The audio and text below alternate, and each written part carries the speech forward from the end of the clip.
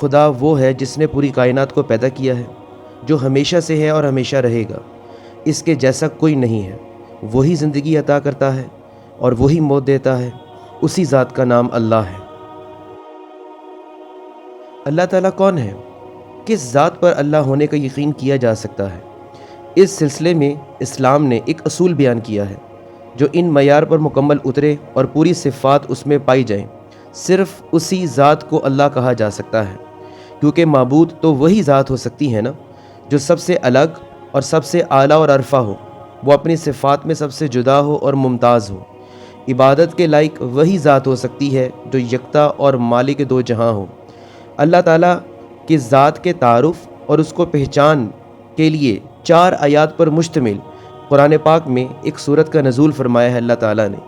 اس مختصر لیکن جامع ترین سورت میں اسی بات کو بتایا ہے، خدا کی ذات تو وہ ذات ہے جو ان معیار پر مکمل اترے، اور وہ سورت سورہ اخلاص ہے۔ 4 آیات پر مشتمل قرآن مجید کی یہ سورہ اخلاص جو کہ ایک خدا کی ذات کا معیار جو ہے وہ بیان کرتی ہے۔ جیسا کہ پہلی آیت ہے قل هو اللہ احد، اے نبی کہہ دیجئے کہ اللہ ایک ہے۔ اب ایک سے مراد یہ ہے کہ کوئی دوسرا معبود یا خدا اس جہاں میں نہیں ہے، وہ تنہا ہے، پوری کائنات کا مالک و خالق ہے اور رازق بھی ہے۔ اگر ہم دنیا کے قاعدے کو دیکھتے ہیں تو دنیاوی قاعدہ بھی یہی ہے، ادارے میں ایک ہی شخص سربراہ ہوتا ہے۔ اگر کئی افراد کو سربراہ بنا دیا جائے تو پورا نظام معطل ہو جاتا ہے اور وہ سب باہم دست و گریباں ہو جائیں گے۔ اور دوسری جو آیت ہے وہ ہے اللہ الصمد، کہ اللہ بے نیاز ہے۔ بے نیاز کا مطلب ہے کہ وہ اپنے امور کو انجام دینے میں کسی کا محتاج اور ضرورت مند نہیں ہے۔ وہ جب چاہتا ہے اور جو چاہتا ہے ایک کلمہ کن کے ذریعے انجام دیتا ہے، لیکن پوری کائنات میں کوئی ایسا نہیں ہے جو اس کا محتاج نہیں ہو۔ ہر کوئی اپنے کام کو کرنے اور اپنے مراد کو پانے میں اس کا محتاج ہے۔ آسمان و زمین، چاند، ستارے، انسان و جنات، صحرا و بیابان، بڑے بڑے فرشتے اور جاندار، سب اپنے وجود کو باقی رکھنے اور اپنی زندگی جینے میں اللہ تعالیٰ کے محتاج ہیں۔ اور تیسری آیت بہت امپورٹنٹ ہے، لم یلد ولم یولد، نہ کسی کا باپ ہے نہ کسی کا بیٹا۔ اللہ تعالیٰ کی ذات تنہا ہے، بے نیاز ہے، نہ وہ کسی کا باپ ہے اور نہ کسی کا بیٹا ہے۔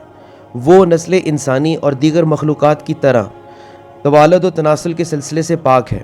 جب دنیا میں کچھ نہیں تھا تب بھی اس کی ذات تنہا موجود تھی، اور جب دنیا سے سب کچھ فنا ہو جائے گا تب بھی اس کی ذات تنہا باقی رہے گی۔ اور چوتھی جو آیت ہے سورۃ اخلاص کی وہ یہ ہے وَلَمْ يَكُنْ لَهُ كُفُوًا أَحَدٌ، اور نہ کوئی اس کے برابر ہے۔ مطلب یہ ہے کہ مخلوق میں کوئی ایسا نہیں ہے جو اس کے کسی کام میں شریک ہو، اس کا ہمسر ہو یا اس کا ساجی ہو یا اس کا کوئی دوست ہو۔ وہ تنہا اس پوری کائنات کے نظام کو چلا رہا ہے اور اس کے چلانے میں وہ کسی کا محتاج نہیں ہے۔ یہ اللہ تعالیٰ کی وہ صفات ہے جن کو پڑھنے اور سمجھنے کے بعد یقین ہو جاتا ہے کہ بے شک عبادت کے لائق وہی ہے، اللہ ہی کی ذات ہے جس کی عبادت کرنی چاہیے، اور اس کے سوا کوئی عبادت کے لائق نہیں ہے۔ اور اسلام میں خدا کی ذات کے لیے وحدانیت بنیادی شرط ہے، اور اس کے بغیر ایمان کی تکمیل نہیں ہوتی۔